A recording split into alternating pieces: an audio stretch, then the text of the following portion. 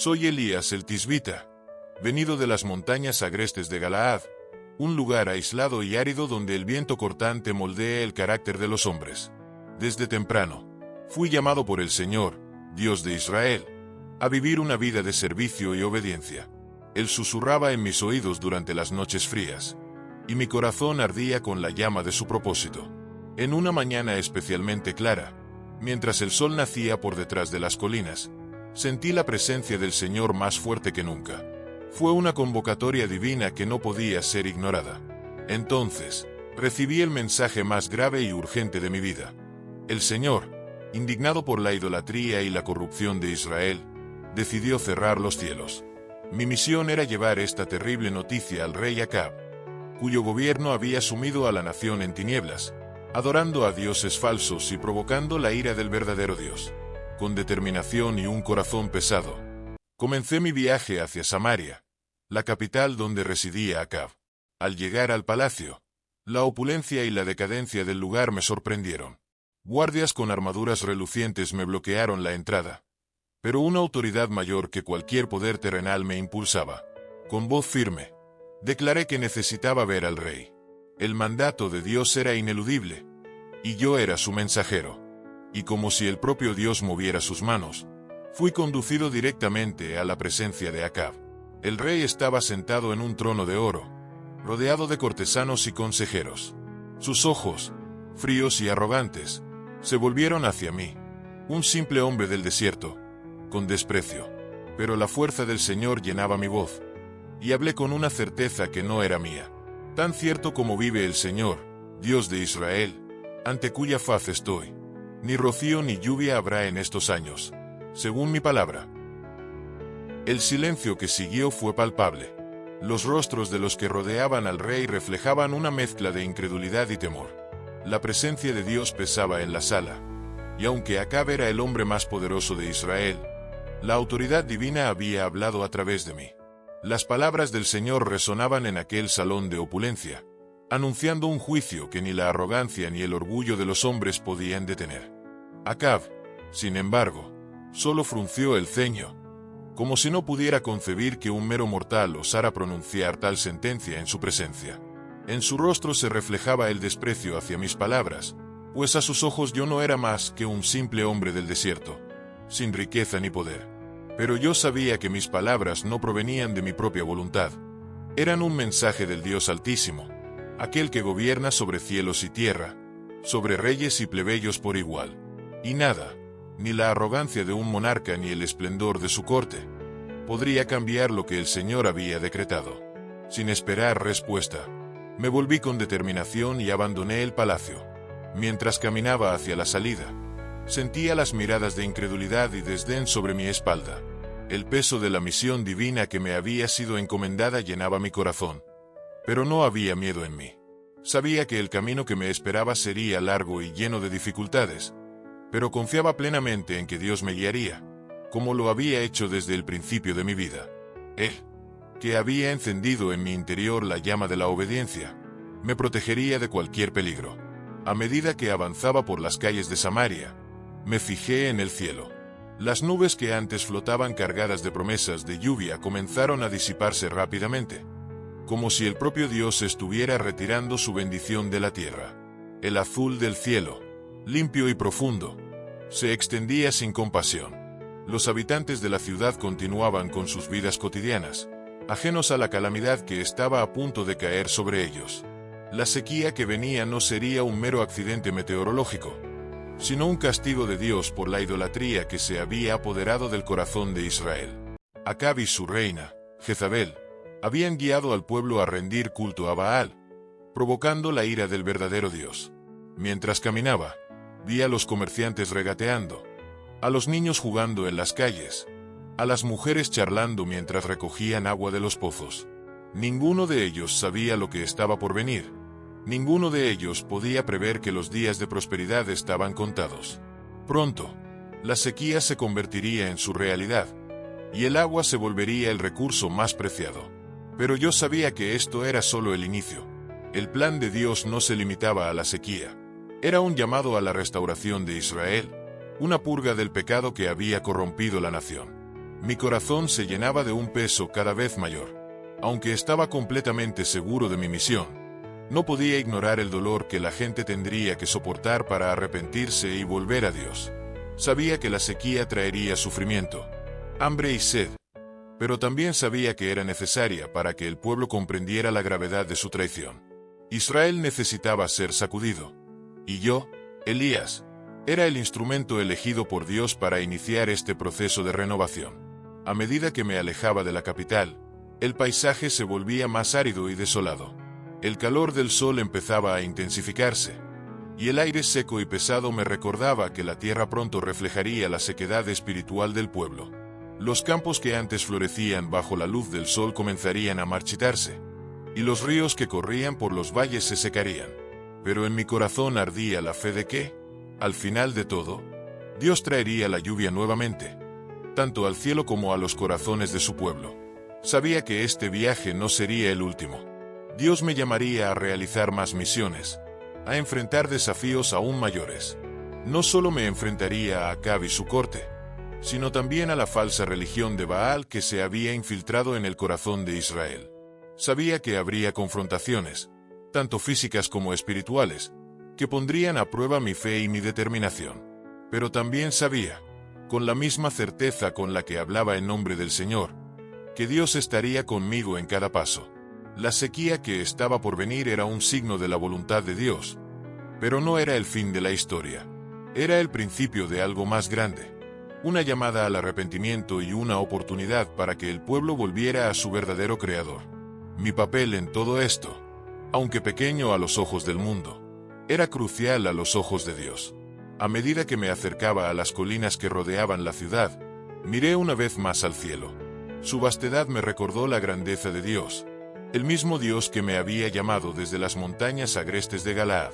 Sabía que, aunque los tiempos difíciles estaban por venir, la gracia de Dios nunca se agotaría.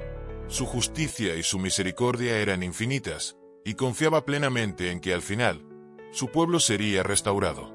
Con pasos firmes, continué mi camino. La batalla por el corazón de Israel estaba en marcha, y yo, Elías, el profeta del Señor, estaba preparado para enfrentarla. Dios me había dado la misión, y Dios me daría la fuerza para completarla. Después de desafiar al rey Acab y anunciar la sequía, mi alma estaba en tumulto. Sabía que las palabras que pronuncié traerían gran sufrimiento a Israel, pero también sabía que eran la voluntad del Señor. Mientras caminaba, perdido en pensamientos y oraciones, la voz del Señor vino a mí nuevamente, clara como un trueno en un cielo sin nubes. Vete de aquí y dirígete hacia el oriente y escóndete junto al arroyo de Kerit, que está frente al Jordán, y será que beberás del arroyo. Y he ordenado a los cuervos que te sustenten allí. Con la convicción que solo la palabra de Dios puede proporcionar, comencé mi viaje. Dejé atrás la opulencia y la corrupción de Samaria, siguiendo los caminos tortuosos que me llevarían al arroyo de Kerit. El terreno se volvía cada vez más salvaje y aislado, pero mi fe me guiaba como una luz en medio de la oscuridad. Sabía que Dios estaba en control, que Él me había llamado a este lugar para protegerme y para sustentarme durante la sequía que Él mismo había decretado. Cuando finalmente alcancé el arroyo de Kerit, sentí un profundo alivio. El suave sonido del agua corriendo era un consuelo en medio del desierto árido. Me arrodillé junto a la corriente cristalina, agradeciendo al Señor por su provisión. Dios, en su infinita misericordia, no solo me había enviado a anunciar su juicio, sino que también me había dado un lugar para refugiarme. El lugar era solitario, rodeado por colinas y vegetación escasa. Un escondite perfecto, apartado de los ojos de los hombres y de los peligros que podrían acecharme. Mientras me acomodaba, recordé las palabras del Señor. Él había ordenado a los cuervos que me trajeran alimento. En ese momento, cualquier duda que hubiera podido tener desapareció. Sabía que así como Dios había cerrado los cielos, también abriría el camino para sustentarme en esta tierra desolada. Dios no solo cuida de su pueblo, sino que también cuida de aquellos que le son fieles. Con el paso de los días, los cuervos llegaban, trayendo comida, tal como el Señor lo había prometido. Traían pan y carne por la mañana y al atardecer, y yo bebía del arroyo. Cada día, al recibir el sustento, Recordaba la fidelidad de Dios y cómo, incluso en el silencio y la soledad, Él nunca me abandonaba. Mientras permanecía en aquel lugar, tuve mucho tiempo para reflexionar sobre la misión que Dios me había dado y sobre lo que sucedía en Israel. La idolatría y la corrupción habían llevado al pueblo a alejarse del Señor, y aunque la sequía sería dura, sabía que era un acto de misericordia divina, una llamada al arrepentimiento.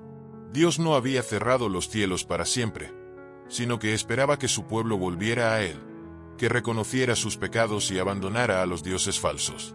Los días se convirtieron en semanas, y mientras la sequía comenzaba a hacer estragos en Israel, el arroyo de Kerit seguía fluyendo.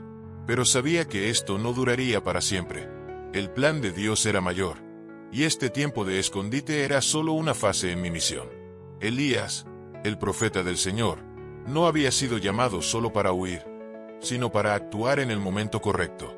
El agua del arroyo comenzaba a disminuir lentamente, y supe que el próximo paso estaba cerca.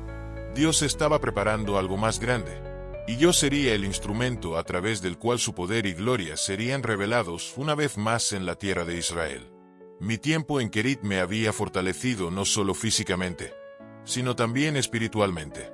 Estaba más preparado que nunca para enfrentar lo que vendría, para enfrentar a los enemigos de Dios, a los profetas de Baal, y para restaurar la verdadera adoración en Israel. A pesar de la soledad y los desafíos que enfrenté, mi fe en el Dios de Israel permanecía inquebrantable. Sabía que, aunque la sequía fuera severa, el plan de Dios era perfecto, y en su tiempo, Él traería la lluvia tanto a la tierra como a los corazones de su pueblo. Con cada amanecer en Kerit, veía cómo el Señor me sostenía, y confiaba plenamente en que, cuando el momento llegara, Él me daría las fuerzas para cumplir su propósito. Sabía que, aunque estaba solo en el desierto, Dios estaba conmigo, y eso era suficiente.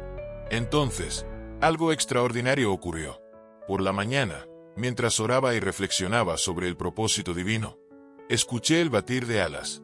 Levanté la cabeza y vi cuervos descendiendo del cielo, llevando pedazos de pan y carne en sus picos. Se posaron cerca de mí. Para mi asombro, dejaron la comida a mi alcance. Maravillado y agradecido, recogí el sustento provisto por el Señor. Estos cuervos, criaturas que normalmente no se asocian con la benevolencia, se convirtieron en instrumentos de la misericordia divina. Aquella escena, que desafiaba las expectativas naturales, era un testimonio vivo del poder de Dios, quien usa incluso lo más insólito para cumplir su voluntad.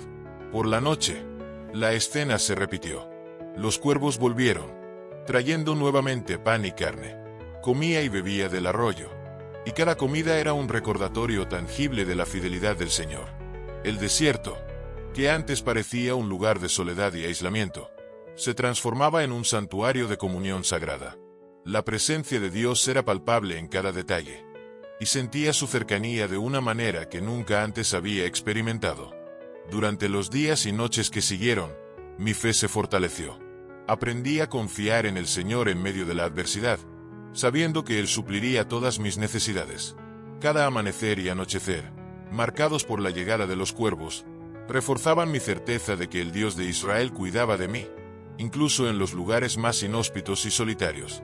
Dios no solo me sostenía físicamente, sino que también estaba moldeando mi espíritu, preparándome para lo que estaba por venir.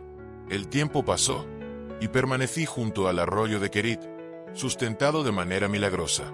Aquellos momentos de aislamiento no eran de abandono, sino de preparación. Dios estaba forjando en mí una mayor humildad, una dependencia absoluta de Él, y una gratitud más profunda. A través de la provisión diaria, el Señor me estaba enseñando que, sin importar cuán desesperada parezca la situación, Él es el proveedor fiel que siempre está a mi lado. Cada día que pasaba, mi relación con Dios se hacía más íntima y profunda. A medida que mi cuerpo se alimentaba con el pan y la carne que los cuervos traían, mi alma se alimentaba de la presencia y las lecciones que el Señor me impartía. No había duda de que este tiempo en el desierto era parte de su plan mayor, un tiempo de prueba y refinamiento que me preparaba para los desafíos que vendrían. En esos días de silencio, entendí que las pruebas no son meros castigos o dificultades, sino oportunidades para crecer en la fe y el carácter. Dios me estaba enseñando que incluso en los momentos más oscuros, su luz siempre brilla.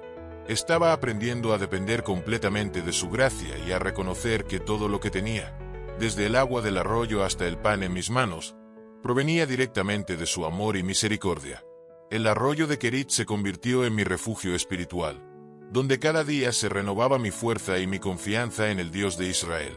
Allí, en el desierto, donde no había nada más que el cielo, la tierra y el agua, entendí que Dios es suficiente. Él es todo lo que necesitamos, y su provisión nunca falla.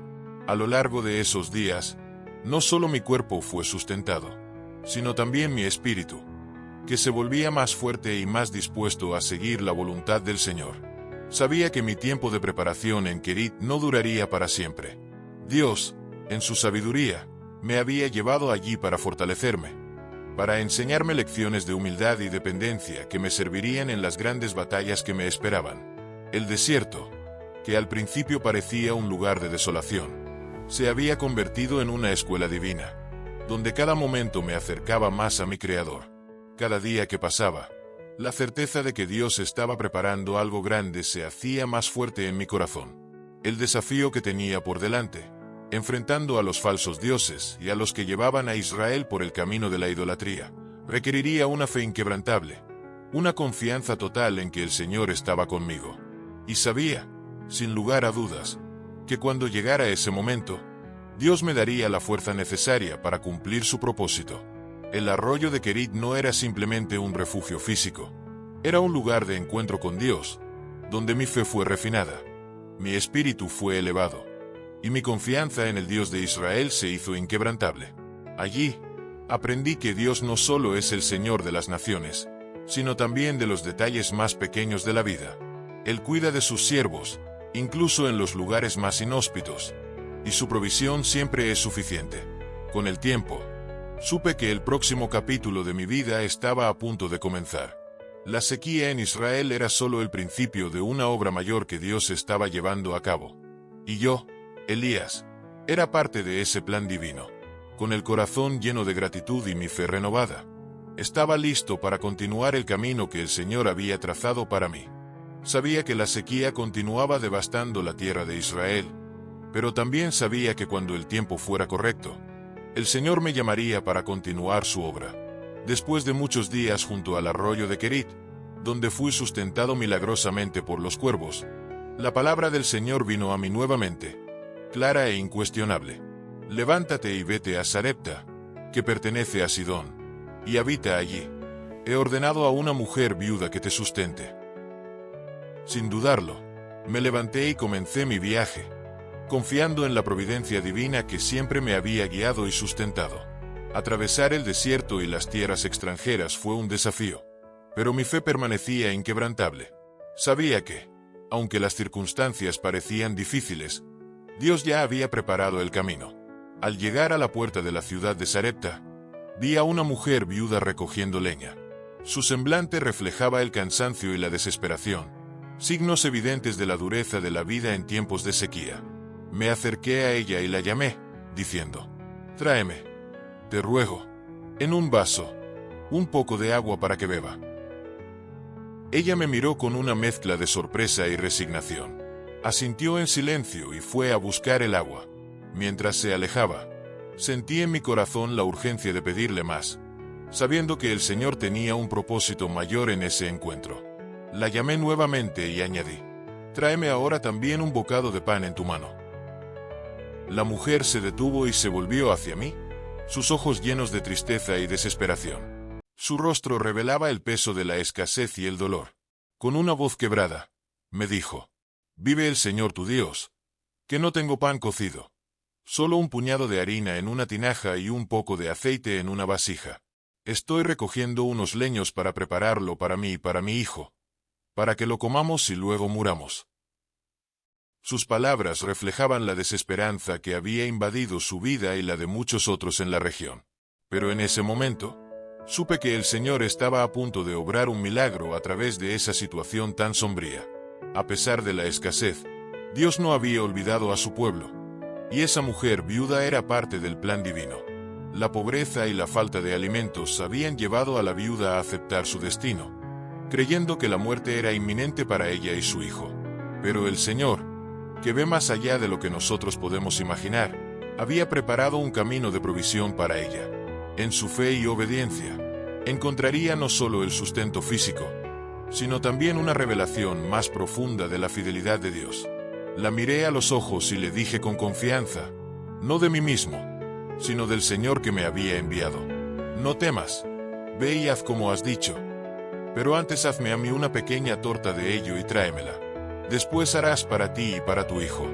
Porque así dice el Señor Dios de Israel, la harina de la tinaja no escaseará, ni el aceite de la vasija disminuirá, hasta el día en que el Señor haga llover sobre la faz de la tierra. Mi voz, llena de la certeza que proviene de Dios, atravesó la desesperación de la mujer. Sus ojos, antes llenos de tristeza, comenzaron a llenarse de esperanza. Sabía que estaba pidiendo un acto de fe extremo, pedirle que me diera lo poco que le quedaba, pero también sabía que Dios proveería de una manera que superaría toda comprensión. Con humildad y obediencia, la viuda hizo exactamente lo que le pedí. Fue a su hogar y preparó una pequeña torta con la harina y el aceite que tenía. Me la trajo primero, tal como el Señor lo había ordenado. Aquel simple gesto de obediencia y confianza abrió la puerta a un milagro que transformaría su vida para siempre. Tal como el Señor había dicho, la harina en la tinaja no se acabó, ni el aceite en la vasija disminuyó. Día tras día, mientras la sequía azotaba la tierra y la escasez asolaba a las familias, aquella viuda y su hijo comieron en abundancia, al igual que yo. El Señor, en su infinita misericordia, no solo había provisto para mí, sino también para esta familia, recordándonos a todos que Dios es fiel y su provisión es segura. Dios, que me había sustentado a través de los cuervos y el arroyo, ahora me mostraba que su fidelidad y poder no tenían límites. No importa cuán sombría sea la situación, cuando el Señor obra, siempre hay un camino de salvación y provisión. Con cada día que pasaba, la viuda y su hijo veían como la tinaja y la vasija, que un día habían estado casi vacías, seguían llenas por el milagro de Dios. Esa pequeña casa en Sarepta se convirtió en un testimonio vivo de la bondad y el poder de Dios. Su nombre era glorificado en cada comida que compartíamos, y su promesa se cumplía con cada día que pasaba. A lo largo de mi tiempo con la viuda en Sarepta, aprendí una vez más que Dios, en su sabiduría, no solo me había enviado para ser sustentado, sino para ser testigo de su poder transformador. El milagro de la harina y el aceite no solo sustentó nuestros cuerpos, sino que también renovó la fe de una mujer que había perdido toda esperanza. El Señor había utilizado lo poco que tenía una viuda para mostrar su grandeza. Y así como ella fue bendecida por su obediencia, sabía que Israel, cuando se volviera al Señor, también experimentaría una renovación y una restauración. Sus palabras eran un reflejo de la desesperanza que dominaba la tierra. Pero yo sabía que el Señor tenía planes de provisión y milagro. Con una voz que llevaba la autoridad del propio Dios, le dije, no temas. Ve, haz como has dicho. Pero hazme a mí primero una pequeña torta cocida debajo de las cenizas y tráemela. Después harás para ti y para tu hijo. Porque así dice el Señor Dios de Israel, la tinaja de harina no se acabará, ni la vasija de aceite disminuirá, hasta el día en que el Señor haga llover sobre la tierra. Hubo una pausa, una vacilación natural ante una promesa tan grandiosa en tiempos tan difíciles. Sin embargo, algo cambió en su semblante, y la fe brilló en sus ojos. Sin más preguntas, fue e hizo conforme a la palabra que le transmití. Y así, un milagro se desplegó ante nuestros ojos. La tinaja de harina no se acabó, y la vasija de aceite no disminuyó.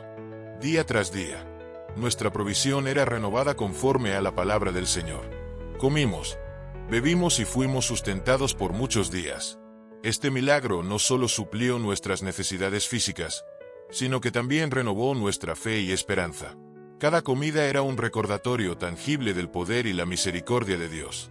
Un testimonio vivo de que Él cuida de sus siervos y de aquellos que confían en Él. En medio de la sequía y la escasez, el Señor demostró que su fidelidad es inquebrantable, y que incluso en los momentos más oscuros, su provisión nunca falla. Este milagro cotidiano nos recordaba que, aunque el mundo esté sumido en el caos y la desesperación, Dios sigue siendo soberano y fiel. Cada día que pasaba era una señal de su presencia, y cada vez que la harina y el aceite se renovaban, nuestra esperanza crecía. Sabíamos que, así como el Señor había provisto para nosotros en ese momento, Él seguiría siendo nuestra roca y refugio en los días por venir. Este milagro no solo alimentó nuestros cuerpos, sino que también fortaleció nuestro espíritu. Nos enseñó que la verdadera riqueza no está en la abundancia de bienes, sino en la fe en el Señor, quien cuida de aquellos que le obedecen y confían en su promesa. Mi estadía en Sarepta no fue solo un periodo de sustento físico, sino un tiempo de crecimiento espiritual y fortalecimiento de la fe, tanto para mí como para la viuda y su hijo.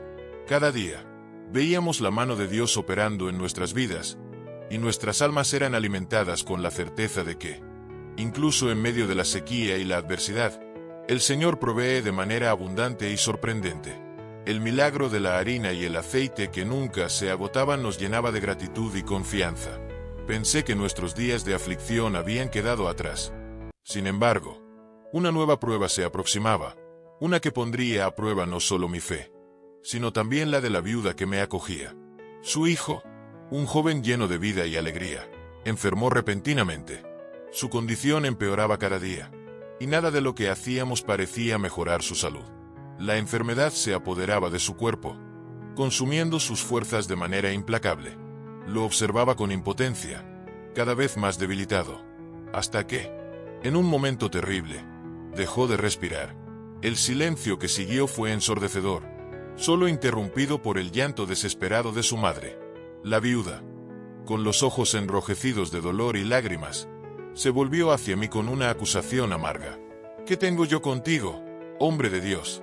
Has venido a mí para traer a la memoria mi iniquidad y matar a mi hijo. Su desesperación y tristeza eran comprensibles.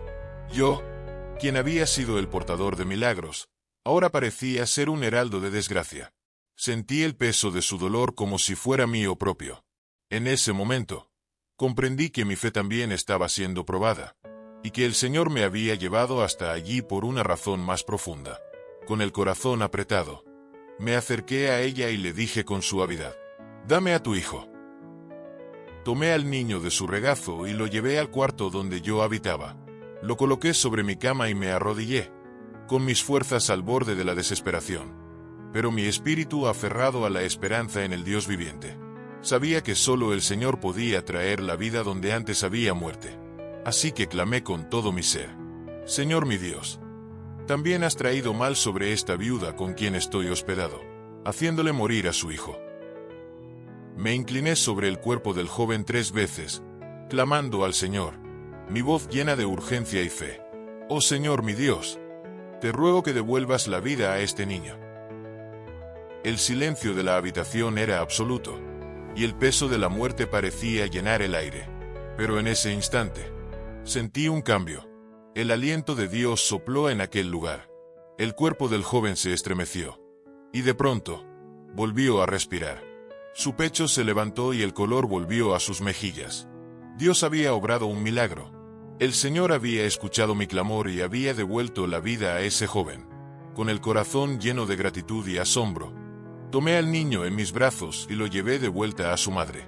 La vida que había abandonado el hogar fue restaurada, y la viuda, al ver a su hijo vivo, soltó un grito de alegría y alabanza. Las lágrimas de desesperación se convirtieron en lágrimas de regocijo. Me miró, sus ojos llenos de asombro y gratitud, y dijo: «Ahora sé que tú eres un hombre de Dios y que la palabra del Señor en tu boca es verdad». Este milagro no solo devolvió la vida al joven, sino que también fortaleció nuestra fe en el poder y la misericordia de Dios. Aquel momento nos mostró que, incluso en las situaciones más oscuras y desesperadas, Dios puede obrar poderosamente. La muerte no tiene la última palabra cuando el Dios viviente está presente. Cada día que siguió a aquel milagro, sentíamos la presencia de Dios más cerca que nunca. Sabíamos que el Señor no solo provee en tiempos de sequía, sino que también restaura la vida cuando todo parece perdido. Su poder no tiene límites, y su fidelidad es eterna. A través de esta prueba, aprendimos que Dios no solo es el Señor de la provisión, sino también el dador de vida. Él es el Dios que escucha nuestras súplicas y responde con milagros. La fe de la viuda, que había sido sacudida por la desesperación, fue renovada y fortalecida, y ella, junto con su hijo, vivió para testificar del poder de Dios.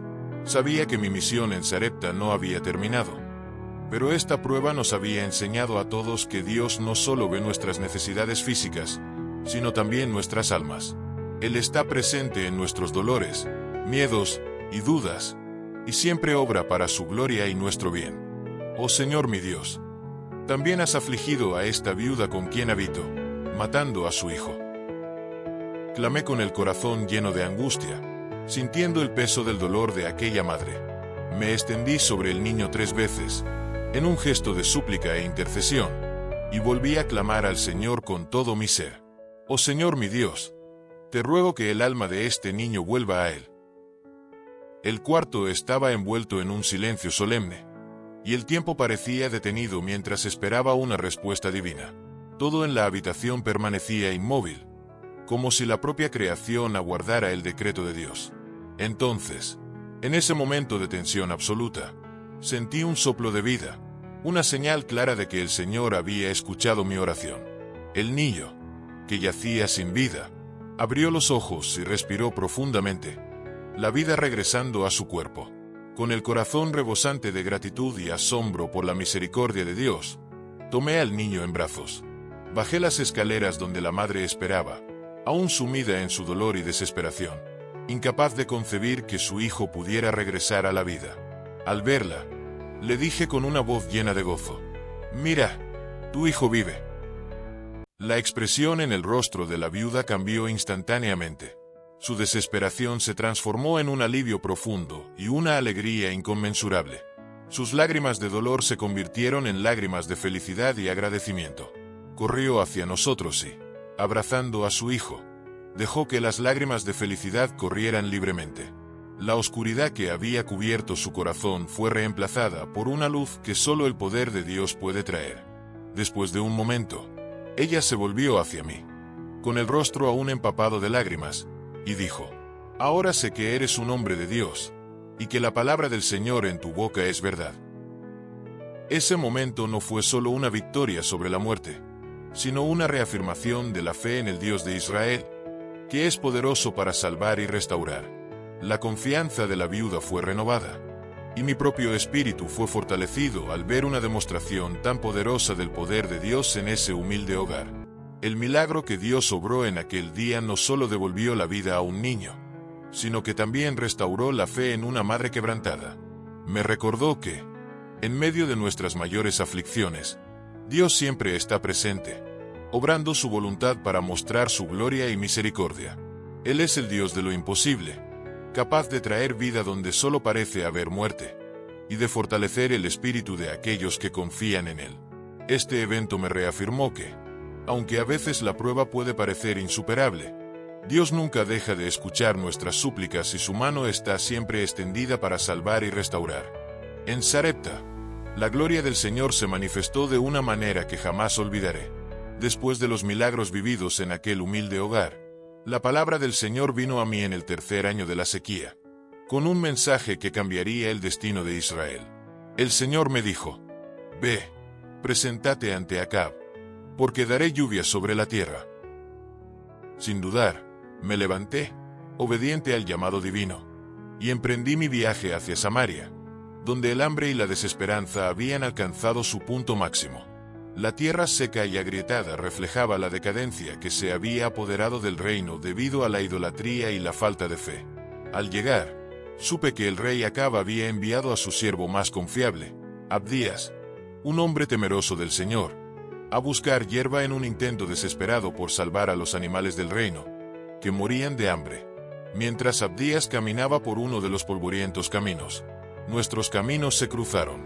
Al verme, se detuvo, reconociéndome de inmediato, y exclamó con una mezcla de asombro y temor: «Aquí está Elías». El temor se reflejaba en sus ojos cuando replicó: «¿En qué he pecado? Para que entregues a tu siervo en manos de Acab, para que me mate. Vive el Señor tu Dios, que no hubo nación ni reino donde mi Señor no mandase a buscarte. Y cuando decían, aquí no está, Él hacía jurar a los reinos y a las naciones que no te habían encontrado. Y ahora tú me dices, ve y di a tu Señor, aquí está Elías. Abdías estaba preocupado, porque sabía que, si me apartaba de él y el Espíritu del Señor me llevaba a otro lugar, Acab lo mataría por no poder entregarme. Su voz temblaba mientras continuaba, pero yo, tu siervo, temo al Señor desde mi juventud. ¿Acaso no ha oído mi Señor lo que hice cuando Jezabel mataba a los profetas del Señor? Cómo escondí a 100 hombres de los profetas, de 50 en 50, en una cueva, y los sustenté con pan y agua. Y ahora me pides que vaya y diga, aquí está Elías, cuando sé que podría ser mi fin. Sus palabras reflejaban el temor y la angustia que había reinado en Israel durante esos años de persecución bajo el dominio de Jezabel, la reina que había derramado sangre inocente al mandar matar a los profetas de Dios. Abdías, aunque era un hombre de fe, sabía que el odio de Acab hacia mí era profundo y peligroso. Y ahora me dices tú, ve, di a tu Señor, aquí está Elías, para que él me mate. Miré a Abdías directamente a los ojos, viendo su temor, pero también su lealtad. Con voz firme, le respondí, vive el Señor de los ejércitos, ante cuya faz estoy, que hoy me presentaré ante él. Abdías, aunque aún reacio, obedeció a la palabra que le había dado y fue a anunciar a Acab. Poco después, el rey Acab vino a mi encuentro. Sus ojos ardían con una mezcla de ira y desprecio, su furia palpable mientras se acercaba a mí. Sin ocultar su rencor, exclamó, «¿Eres tú, el perturbador de Israel?» No dudé en responderle, mis palabras firmes y claras. Yo no he perturbado a Israel, sino tú y la casa de tu padre, porque habéis dejado los mandamientos del Señor y habéis seguido a los Baal. Acab, cegado por su propio orgullo y corrupción, había desviado al pueblo hacia la idolatría, y ahora el juicio de Dios estaba sobre la nación. Viendo la oportunidad de enfrentar el mal que reinaba en Israel, continué. Ahora, pues, manda reunir a todo Israel en el monte Carmelo, junto con los 450 profetas de Baal y los 400 profetas de Asera, que comen en la mesa de Jezabel. Para mi sorpresa, Acab obedeció. Ordenó que todo Israel, junto con los profetas de Baal y de Asera, se reunieran en el monte Carmelo, donde se llevaría a cabo una confrontación decisiva. El pueblo, que hasta entonces había vacilado entre la verdad de Dios y las mentiras de Baal, ahora estaba por presenciar el poder verdadero del Señor. Cuando estuve ante la multitud reunida, me acerqué al pueblo y clamé con una voz que resonó por todo el monte. ¿Hasta cuándo vacilaréis entre dos opiniones? Si el Señor es Dios, seguidle, y si Baal, seguidle. Sin embargo, el pueblo no respondió nada. Habían sido cegados por años de idolatría, y la verdad había quedado sepultada bajo las falsas promesas de los dioses paganos. Pero yo sabía que el poder de Dios estaba por manifestarse de una manera que nadie podría ignorar. Entonces, dije, solo yo he quedado como profeta del Señor, y los profetas de Baal son 450 hombres. Den, pues, 2 bueyes, y ellos escojan para sí uno de los bueyes, lo corten en pedazos y lo pongan sobre la leña, pero no le pongan fuego. Y yo prepararé el otro buey y lo pondré sobre la leña, pero tampoco le pondré fuego. El desafío estaba lanzado. Aquellos falsos profetas, que habían engañado al pueblo durante tanto tiempo, ahora serían expuestos. La prueba que había propuesto era clara. Solo el Dios verdadero respondería con fuego desde los cielos, consumiendo el sacrificio. Sería un momento decisivo para Israel, donde la verdad prevalecería sobre la mentira, y el poder de Dios se manifestaría ante todos. Entonces invocad el nombre de vuestro Dios, y yo invocaré el nombre del Señor. Y el Dios que responda con fuego, ese será Dios. El pueblo, animado por la propuesta, respondió con entusiasmo. Buena es esta palabra. La prueba estaba por comenzar. Los profetas de Baal se apresuraron a escoger su buey. Lo prepararon e invocaron el nombre de Baal desde la mañana hasta el mediodía, clamando desesperadamente, «Oh Baal, respondinos. Pero no hubo voz ni respuesta. El silencio era ensordecedor, y la falta de reacción de su Dios solo incrementaba la tensión. En su desesperación, comenzaron a saltar alrededor del altar que habían hecho, sus gritos llenando el aire. Pero Baal permanecía en silencio. Al mediodía, con una mezcla de firmeza y confianza en el Señor, comencé a burlarme de ellos, diciéndoles: clamad en voz alta, porque Él es un Dios. Tal vez esté meditando, o está ocupado, o ha salido de viaje, o tal vez está durmiendo y necesita ser despertado. Sus gritos se hicieron más fuertes. En su desesperación, se cortaban con cuchillos y lanzas hasta derramar sangre sobre sí mismos, una práctica común en su culto, tratando de obtener la atención de su Dios. Sin embargo, no hubo respuesta, ni voz, ni atención alguna. Baal, el dios falso al que habían dedicado su adoración, no era más que un ídolo mudo, incapaz de responderles. Entonces, me volví hacia el pueblo y les dije: acercaos a mí. El pueblo se acercó, observando en silencio mientras comenzaba a reparar el altar del Señor que estaba derribado. Tomé 12 piedras, una por cada tribu de los hijos de Jacob, a quien Dios le había dicho: Israel será tu nombre. Con esas piedras, edifiqué un altar en honor al Señor. Luego, cavé una zanja alrededor del altar, lo suficientemente grande para contener 2 medidas de semilla. Coloqué la leña en orden. Corté el buey en pedazos y lo puse sobre la leña. Pero, para demostrar aún más el poder de Dios, ordené que llenaran 4 cántaros de agua y los derramaran sobre el holocausto y sobre la leña. No fue suficiente con una vez, así que ordené que lo hicieran 3 veces más, hasta que el agua corría alrededor del altar y llenaba la zanja. Todo estaba empapado, y a ojos humanos, era imposible que el fuego encendiera el sacrificio. Cuando llegó la hora de ofrecer el sacrificio, me acerqué al altar y con el corazón firme en el Señor, oré: oh Señor, Dios de Abraham, de Isaac y de Israel, hágase hoy manifiesto que tú eres Dios en Israel, y que yo soy tu siervo, y que conforme a tu palabra he hecho todas estas cosas. Respóndeme, Señor, respóndeme, para que este pueblo conozca que tú, oh Señor, eres Dios, y que tú has hecho volver sus corazones. El silencio que siguió fue profundo, mientras el pueblo contenía la respiración, esperando el resultado de mi oración. Sabían que el Dios verdadero respondería, pero no podían prever la magnitud de lo que estaba a punto de ocurrir. Entonces el fuego del Señor cayó desde el cielo con un poder indescriptible, consumiendo por completo el holocausto, la leña, las piedras, el polvo, e incluso lamió el agua que llenaba la zanja. El pueblo, al presenciar tal demostración del poder divino, no pudo contener su asombro. En un solo movimiento, cayeron sobre sus rostros y exclamaron: ¡El Señor es Dios! ¡El Señor es Dios! Habían sido testigos del poder absoluto del Dios de Israel, y ahora sabían sin duda alguna que Él era el único y verdadero Dios. Pero aunque el pueblo había reconocido la supremacía del Señor, la batalla aún no estaba completamente ganada.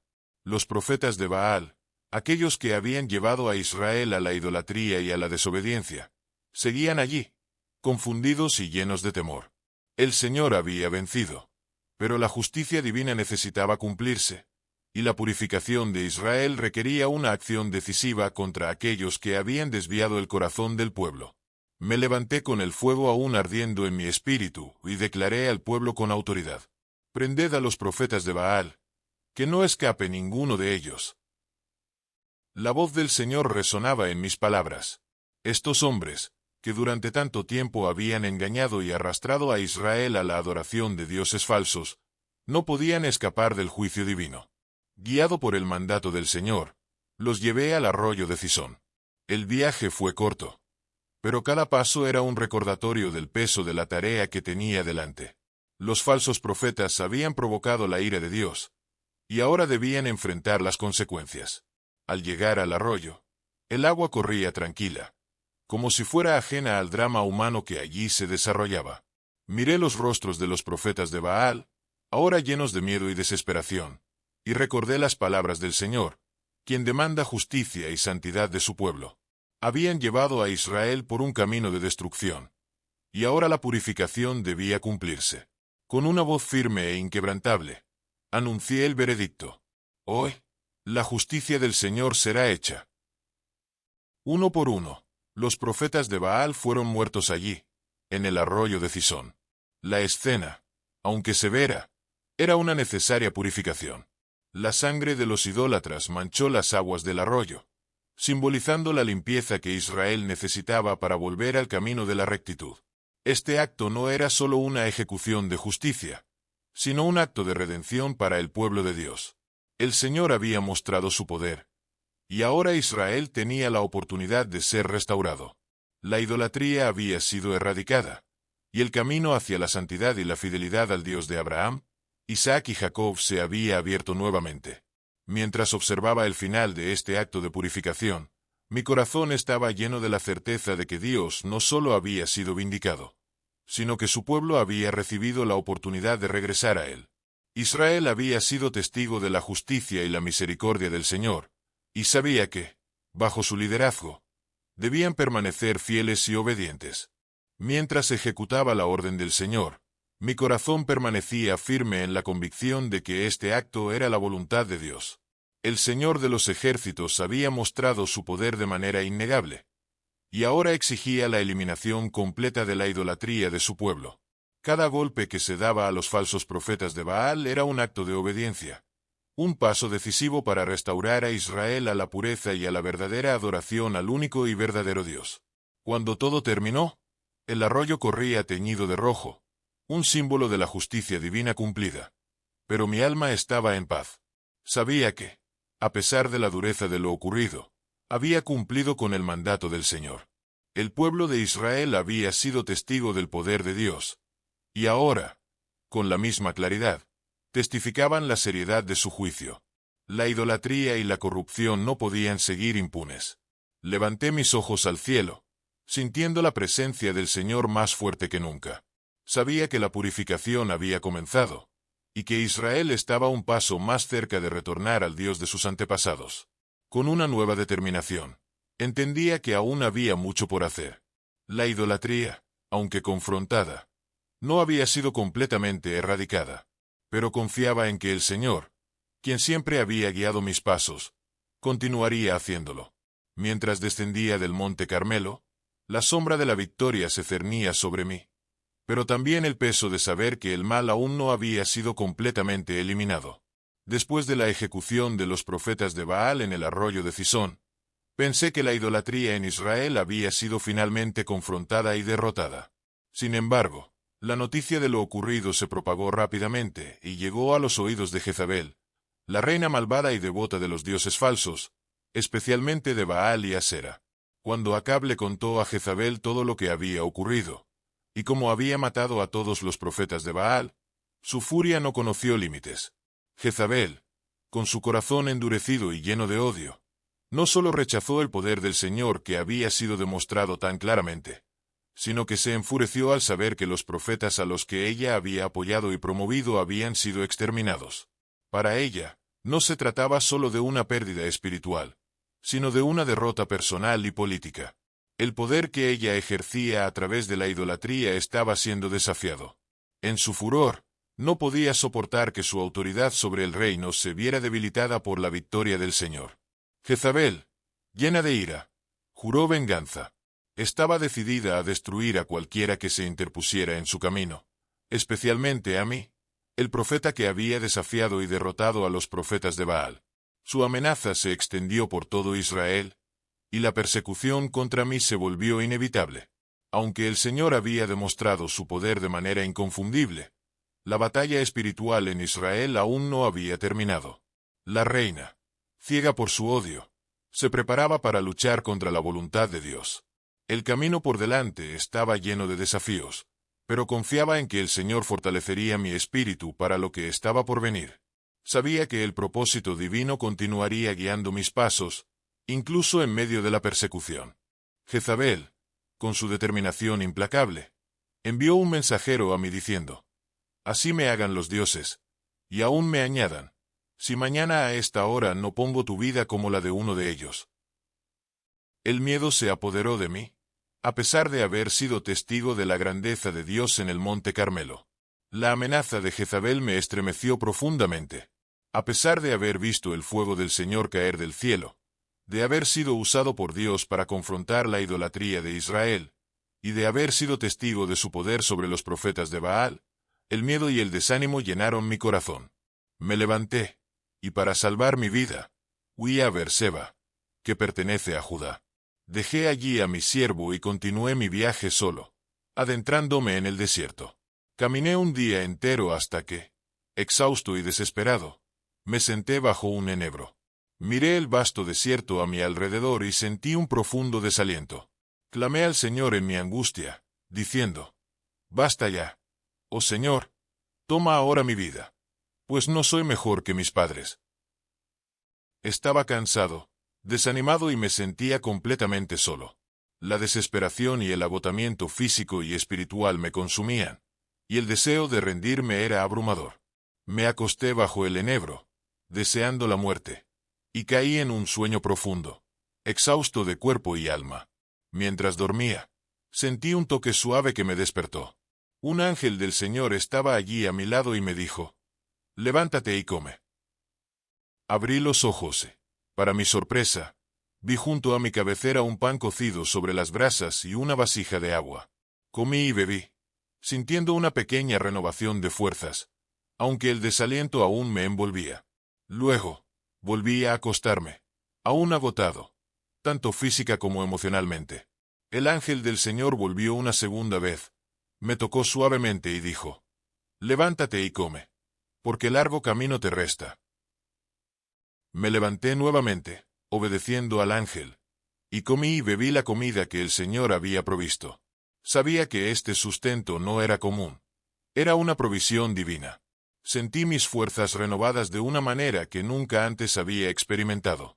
Con la fuerza de esa comida, comencé a caminar durante 40 días y 40 noches a través del desierto, hasta llegar al monte Horeb, el monte de Dios. Cada paso que daba era un testimonio del poder sustentador del Señor, quien no me abandonó ni siquiera en los momentos de mayor desesperación. Durante esos 40 días y 40 noches, mi cuerpo y mi espíritu fueron sostenidos por el poder divino, recordándome que, incluso en mis momentos más oscuros, el Señor estaba a mi lado, dándome fuerzas para seguir adelante. No caminaba solo. La mano de Dios me guiaba en cada paso. Cuando finalmente llegué al monte Horeb, el monte de Dios, encontré una cueva y, exhausto, entré en ella para pasar la noche. El cansancio me invadía, pero también sentía una paz que no había sentido en mucho tiempo. Sabía que el Señor no había terminado conmigo, y que aún tenía mucho por aprender en este sagrado monte. Allí, en la soledad de la cueva, el silencio me rodeaba, y en medio de ese silencio supe que estaba en la presencia del Señor. Durante la oscuridad silenciosa, la palabra del Señor vino a mí nuevamente. «¿Qué haces aquí, Elías?». Con el corazón pesado y lleno de aflicción, respondí: «He sido muy celoso por el Señor, Dios de los ejércitos, porque los hijos de Israel han dejado tu pacto, han derribado tus altares y han matado a tus profetas a espada. Solo yo he quedado, y buscan mi vida para quitármela». Sentía una profunda soledad y una carga insoportable por el estado espiritual de Israel. El Señor, en su infinita sabiduría y misericordia, me llamó nuevamente: «Sal fuera y ponte en el monte ante el Señor». Obedecí, saliendo para encontrarme con Él. Entonces, el Señor pasó. Un gran y poderoso viento rompió los montes y quebró las peñas delante del Señor, pero el Señor no estaba en el viento. Después del viento, un terremoto sacudió la tierra, pero el Señor no estaba en el terremoto. Y después del terremoto, surgió un fuego, pero el Señor tampoco estaba en el fuego. Finalmente, después del fuego, oí una voz suave y delicada. Al oír la suave voz, cubrí mi rostro con mi manto, reconociendo la presencia divina, y salí, deteniéndome a la entrada de la cueva. La voz del Señor vino a mí nuevamente, preguntando: «¿Qué haces aquí, Elías?». Repetí mi lamento: «He sido muy celoso por el Señor, Dios de los ejércitos, porque los hijos de Israel han dejado tu pacto, Han derribado tus altares y han matado a tus profetas a espada. Solo yo he quedado. Y buscan mi vida para quitármela. Era una reiteración de mi desánimo. Pero el Señor, en su misericordia, tenía un plan más grande del que yo podía ver. El Señor respondió con instrucciones claras. Ve, vuelve por tu camino al desierto de Damasco. Y cuando llegues, unge a Hazael por rey sobre Siria.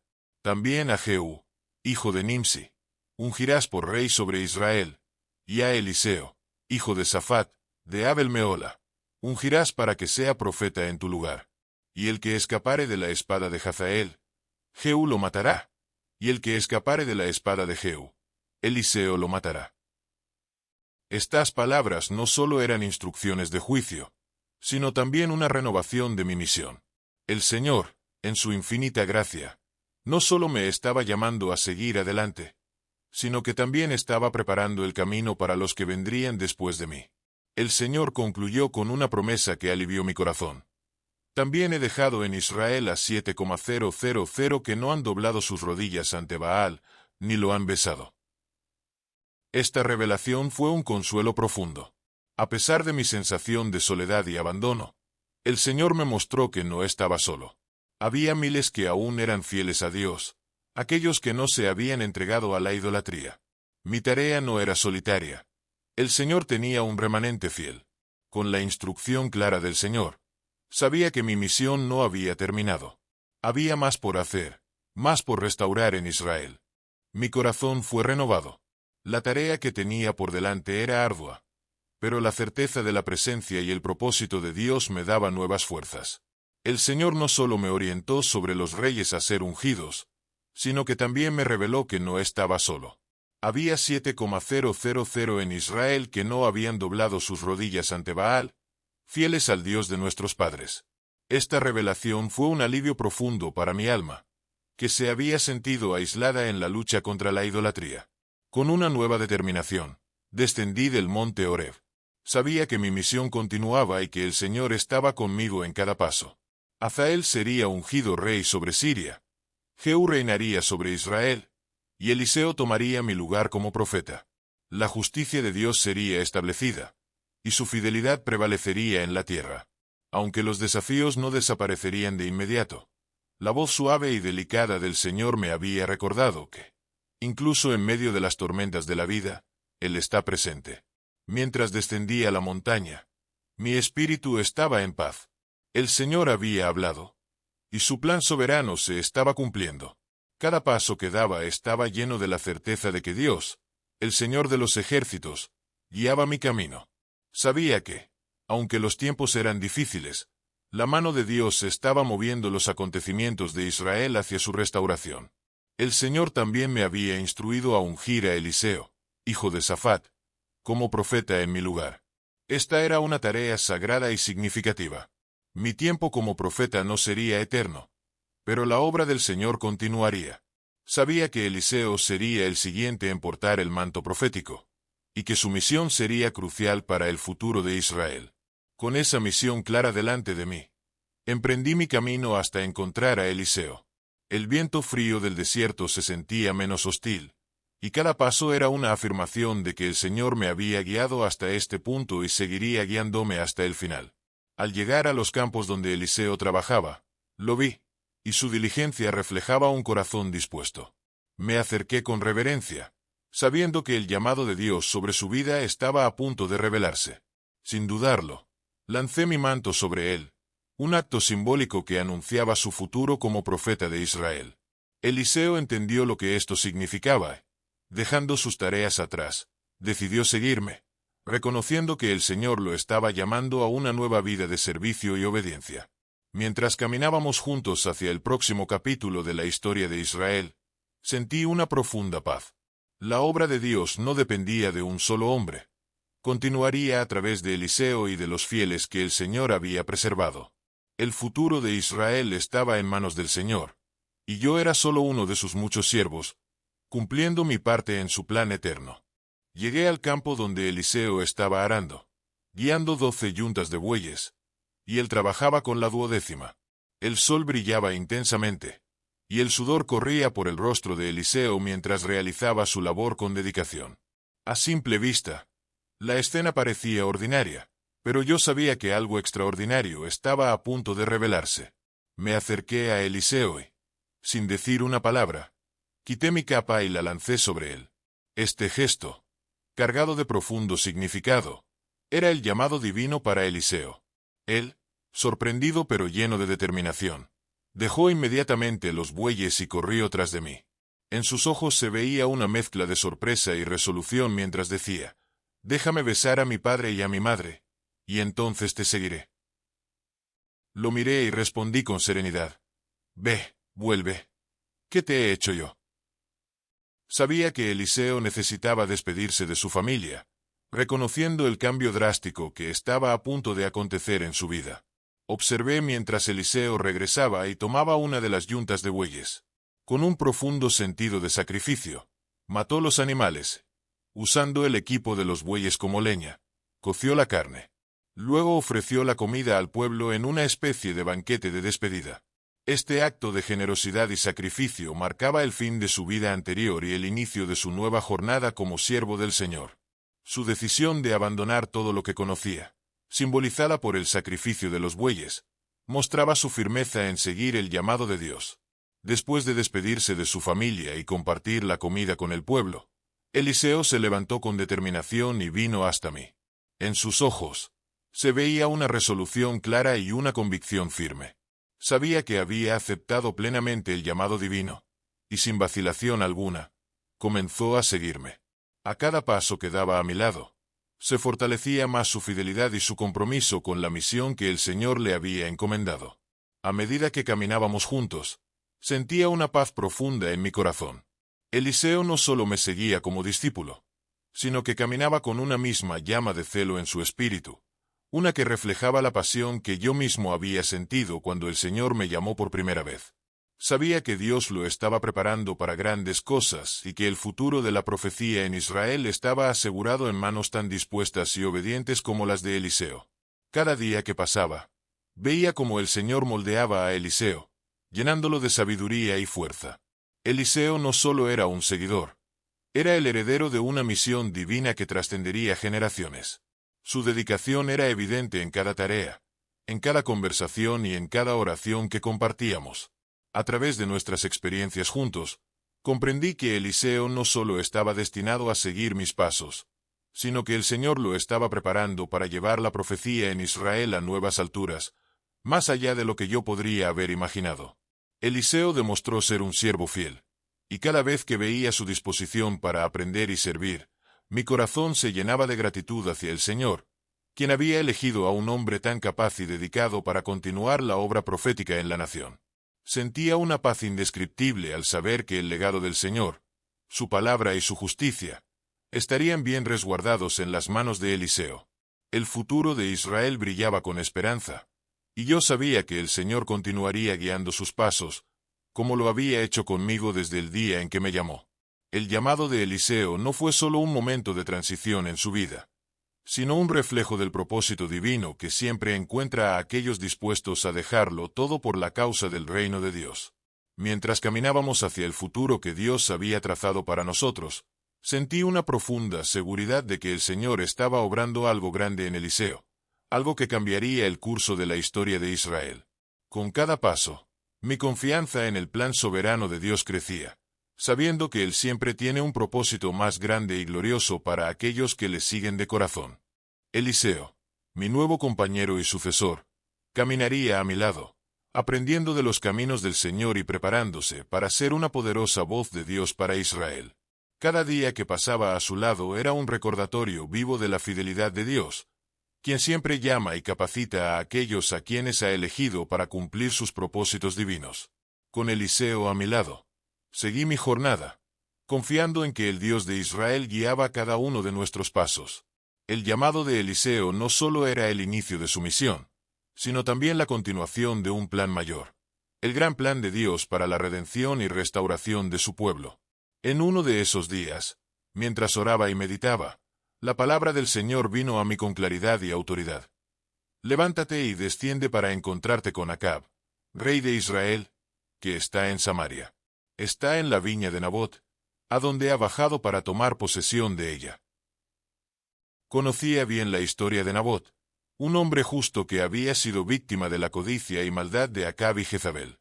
Nabot, dueño de una viña, había sido asesinado bajo las maquinaciones malignas de Jezabel, quien tramó su muerte para que Acab pudiera satisfacer su avaricia y tomar posesión de la tierra. Este hecho llenaba mi corazón de indignación, pues el justo Nabot había sido despojado de su vida y su herencia por el poder corrupto del rey y su esposa. El Señor me enviaba ahora para confrontar a Acab por su crimen y por la injusticia cometida.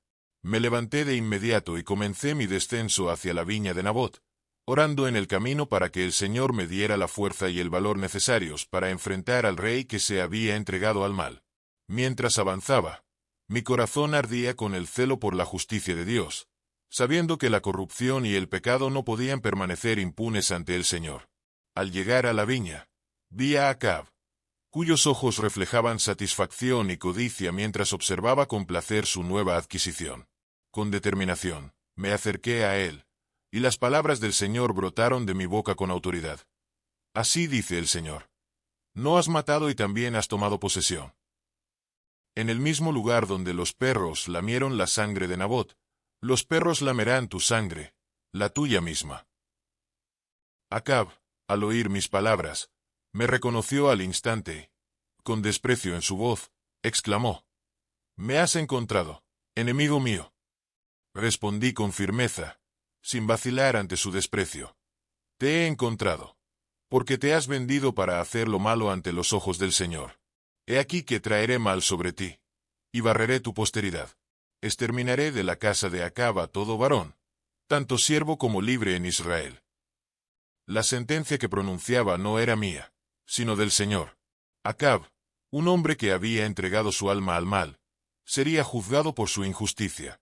La corrupción y la idolatría de su gobierno habían llevado a Israel al borde de la destrucción, y la justicia de Dios ahora se manifestaría de manera implacable.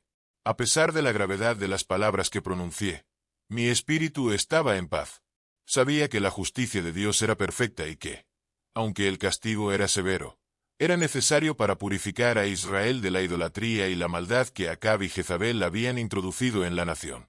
Al mirar a Acab, un hombre que había tenido la oportunidad de caminar en los caminos de Dios pero que había elegido el mal, no sentí odio, sino una profunda tristeza por lo que había perdido al rechazar la verdad y la misericordia del Señor. El destino de Acab estaba sellado, y aunque la ira de Dios se manifestaría contra él y su casa, todavía había un propósito redentor en el plan divino. Me alejé de la viña, consciente de que el Señor estaba cumpliendo su voluntad a través de mí. Sabía que este encuentro con Acab no era el final, sino un capítulo más en la gran historia de redención que Dios estaba escribiendo para Israel. Eliseo, que caminaba a mi lado, sería testigo de cómo el Señor obra a través de sus siervos, y pronto, él también llevaría el manto de la profecía con la misma fuerza y celo que yo había tenido. El juicio de Acab estaba decretado, pero también estaba claro que el Señor no había abandonado a Israel. Aunque la nación estaba sumida en el pecado, Dios, en su infinita misericordia, seguía trabajando para restaurar a su pueblo. Y sabía que, aunque la batalla contra la idolatría y la injusticia continuaba, el Señor prevalecería, y su justicia brillaría como el sol al mediodía. La palabra del Señor vino a mí de forma inesperada y urgente, llena de la misma autoridad que había pronunciado anteriormente sobre Acab y Jezabel. El juicio divino se avecinaba, y no habría lugar donde esconderse. Me encontraba aún bajo el impacto de lo que había sucedido en la viña de Nabot, donde el Señor había hablado con una claridad inquebrantable, estableciendo el destino de Acab, Jezabel y su casa. La justicia de Dios, en su perfecta santidad, no permite la maldad impune. Había declarado que los perros devorarían a Jezabel junto al muro de Jezreel, y que Acab, quien había corrompido a Israel con su idolatría y maldad, no escaparía del juicio divino. Cada palabra que pronuncié no era solo una advertencia, sino una sentencia irrevocable. Acab, al escuchar mi pronunciamiento, palideció de terror, consciente de que sus días estaban contados. Había vendido su alma a la idolatría y la maldad, y ahora debía enfrentar las consecuencias de sus decisiones. Mientras me alejaba de la viña de Nabot, donde la codicia y el asesinato habían manchado la tierra, sentía el peso de la justicia de Dios sobre mis hombros. Pero también sentía la certeza de que había cumplido la voluntad del Señor, de que cada palabra que pronuncié no volvería vacía. Dios estaba restaurando su santidad en Israel, y aunque el proceso era doloroso, sabía que era necesario para que el pueblo volviera al verdadero Dios. El juicio de Dios no es solo un acto de castigo, sino también una llamada a la restauración. Aunque Acab y Jezabel habían corrompido a Israel, el Señor no había abandonado a su pueblo. A través de mi ministerio, Él estaba llevando a cabo su plan de justicia y misericordia, purificando la nación de la idolatría que la había desviado de sus caminos. Después de haber recorrido muchos caminos con Eliseo, sabiendo que mi tiempo en la tierra estaba llegando a su fin, me encontraba en una jornada final con mi fiel discípulo. Aunque le pedí que se quedara varias veces, Eliseo, con un corazón decidido y leal, se negó a abandonarme. Sabía que algo grande estaba por suceder, algo que cambiaría su vida y el destino de Israel. Llegamos juntos al Jordán, seguidos a la distancia por 50 hombres, testigos de los eventos que estaban por desarrollarse. Con el manto que había sido mi símbolo de autoridad y poder otorgado por Dios, toqué las aguas del río, y una vez más, el Jordán se abrió ante nosotros. Cruzamos en seco, y al llegar al otro lado, sentí la urgencia de preguntarle a Eliseo qué deseaba antes de que el Señor me quitara de su lado. Con una mirada llena de esperanza, Eliseo me pidió una doble porción de mi espíritu, algo que comprendí como una gran responsabilidad, y le respondí que, si me veía cuando fuera llevado, se le concedería.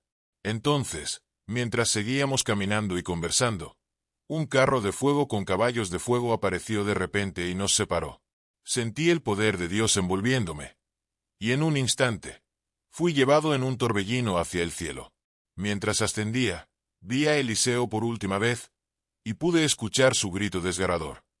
Padre mío, carro de Israel y su gente de a caballo. Mi manto cayó de mis manos, y Eliseo lo recogió con el corazón lleno de determinación. Eliseo volvió al Jordán, y con la misma autoridad que el Señor me había concedido, golpeó las aguas y las dividió, tal como había visto hacer conmigo.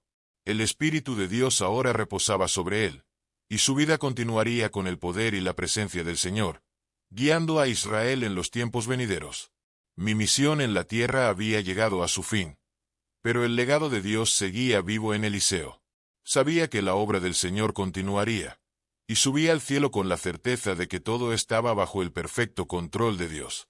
Así, la historia de Israel, bajo la guía de la mano soberana del Señor, continuó, y yo, Elías, fui llamado a la eternidad, sabiendo que mi historia sería recordada por las generaciones como un testimonio del poder, la justicia y la misericordia del Dios de Israel.